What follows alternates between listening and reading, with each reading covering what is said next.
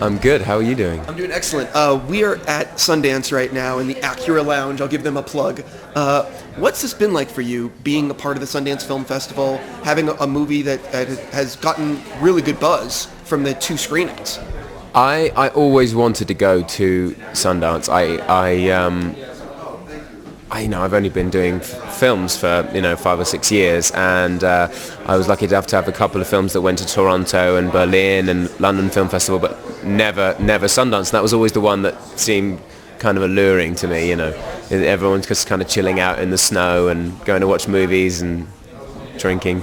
And I actually honestly only just got here last night, so I feel like I kind of missed it a little bit. Most of it, because it kind of empties out a bit and then it all builds up again for the sort of final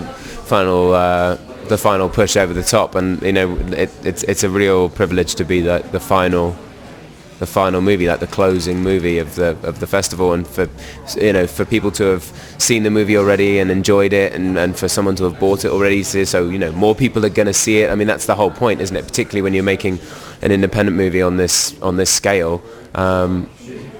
The thought that people will actually see it is a very refreshing one, because all too often you make film. I mean, I've made films that have never been released at all on any level, not DVD, not anything, and that's a very frustrating process.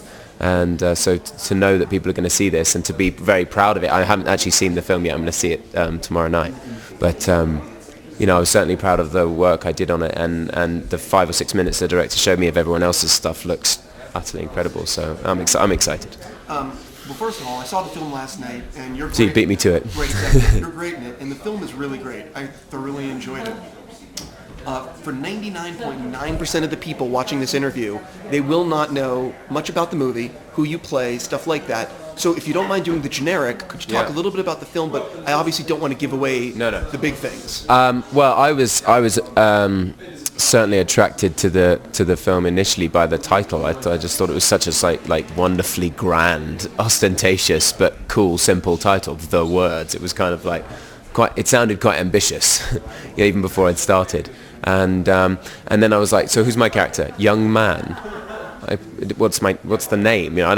I've played titular characters in some large movies. I don't play young man, second standard bearer from the left. I felt all like offended by the offer.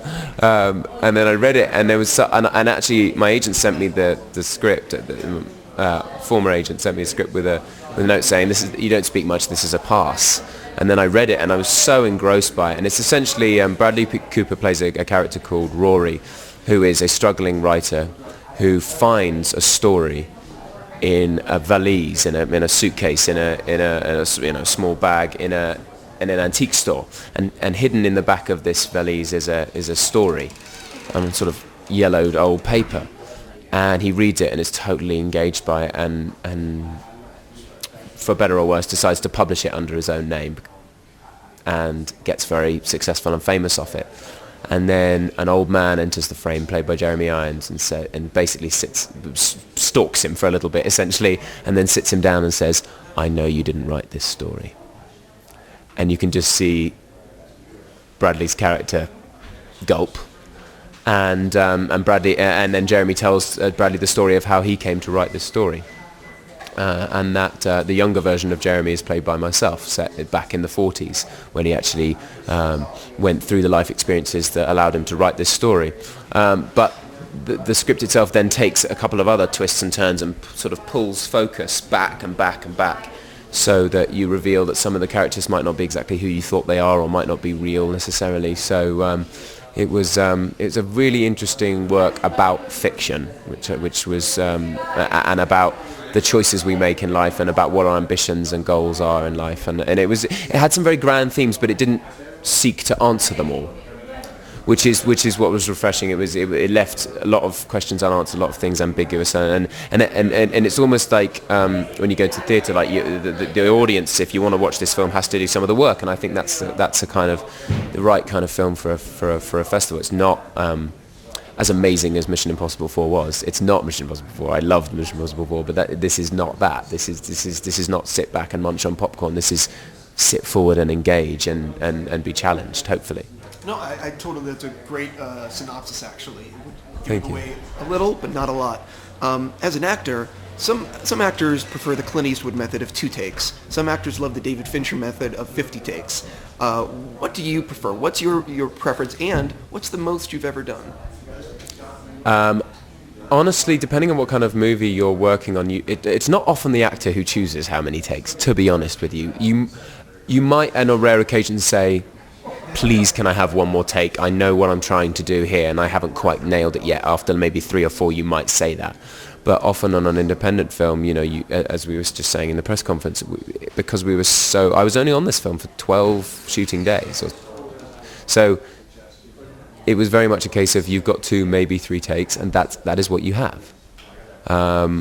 And then you have to beg for one more if you want it. If it's particularly there's always 1 or 2 moments in a film that are the reason you took that role. Always, for every actor. I know it. Not that I've particularly spoken to them about it, but I know when you're reading through, you're like, oh, I want to do that, and I don't want anyone else to be the actor who does this. And for me, there was a moment in this film where this character has a complete cathartic meltdown and sees himself in a completely different way, and he's feeling every emotion it's possible to feel in one, I think, and that was the moment I wanted to play, and so I was very keen to. I said from the very beginning, to the directors, this is the moment I have to get right. So what is, on all the projects you've worked on, what's the most takes? I did a film called Dorian Gray with Colin Firth, and he, I don't know how saucy I'm allowed to be, but there was you can do whatever you want, we're online. There was a scene where I'm being fitted by a tailor, and Colin Firth comes up behind me and he gives me a cigarette case as a gift, and he opens it and he comes up rather creepily in my ear and says, I took the liberty of filling it with my blend. And every time he said it, he put a slightly different stress. So he's like, I took the liberty of filling it with my blend. And every time he said it, it was the funniest thing I could have ever heard in my life.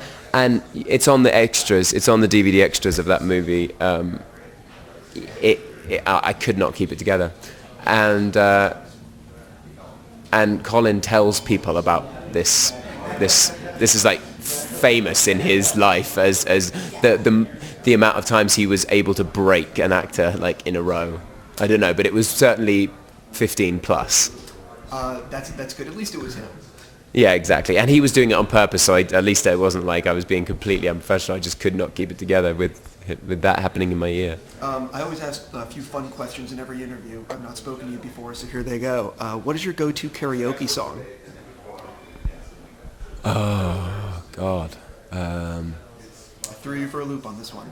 Yeah, you did. I tend to steer away from karaoke. I've got to be honest with you. If you've never done it, that's fine. But No, I've definitely done it before, but I can't think. I feel like I tend to. I've usually probably had a few drinks if I'm doing karaoke. I'm wasted if I'm doing it. Yeah, essentially I'm wasted if I'm doing it, and therefore it's probably some kind of something completely inappropriate, hip hop style, something that I yeah, it's probably or I'm trying to be, yeah, I'm either trying to be Jay-Z or like Whitney Houston, like depending on how drunk I am. I understand. Those are both good answers. Yeah, thanks. What is the last video game you've played? Oh, you know what? A few months ago, a good buddy of mine explained to me the rules of American football, and then he said, you know what? The best way to teach you this is for you to do it. And I was like, I'm not playing American football.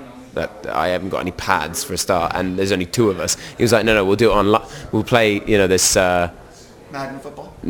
Yeah, this Madden. It was either Madden or college or something. Anyway, so yeah, I got kind of obsessed with that for a few weeks. Okay. Yeah, it was like Madden football. Yeah. PS3? It was a PS3. Yeah. There you go. I definitely want to ask you a few other things. For example, you have other projects coming up, like The Wedding.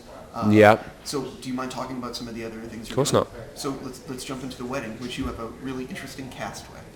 Oh my God, the cast is insane. It's I play, and I don't know how, I'm sure it was a casting mistake. I'm sure they meant to cast somebody else, but I play Robert De Niro and Diane Keaton's adopted Columbian son. So I'm adopted from Colombia, age 5. I'm now, to all intents and purposes, American, and I'm getting married to Amanda Seyfried. And This sounds very tough. that was tough.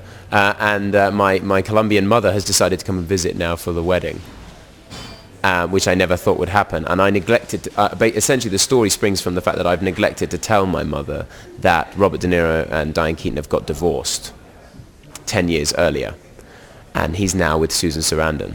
And so I asked Susan Sarandon to leave for the duration of the wedding, and for Bob and Diane to pretend to be still married for my sake, for my mother's sake, who's very religious, for the sake of for the course of the wedding.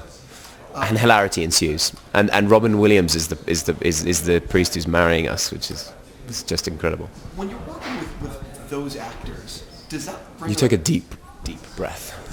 Exactly. I was going to say, talk a little bit about when you're in a room with these actors, De Niro, legend of cinema. Like, do you sort of say, I need to bring my A game, even though this is like sort of a comedy kind? You know what I mean? It's almost the opposite, because I've always felt that if the harder you try when you're acting, the worse it will be. There's no doubt that is the case. If you try too hard, it will come across as trying rather than just being. And so actually all my focus on that film was going into relaxing as much as possible and trying to be as laid back as I possibly could be, which with those people around, those people make you hyperventilate. You know, do you know what I mean? Like when you walk into a room, you're like raging bull, you know, or you know whatever it might be. And then you know I'm doing a scene with sitting with Amanda and Robin Williams at this sort of pre-wedding interview essentially in the church, and I don't want to be there, and so my Robin Williams and my character have this kind of sparring session, and we're doing it from the script, and then the director says, okay Robin, you just let loose, just do what you do, it's just improv, and Ben, just try and keep up. I was like, it's essentially like asking me to spar with Muhammad Ali, like you know, Mike Tyson. I can't keep up in terms of comedy improv with Robin Williams. This is mental, but it went all right. It actually went okay in the end, and it was a pretty special feeling.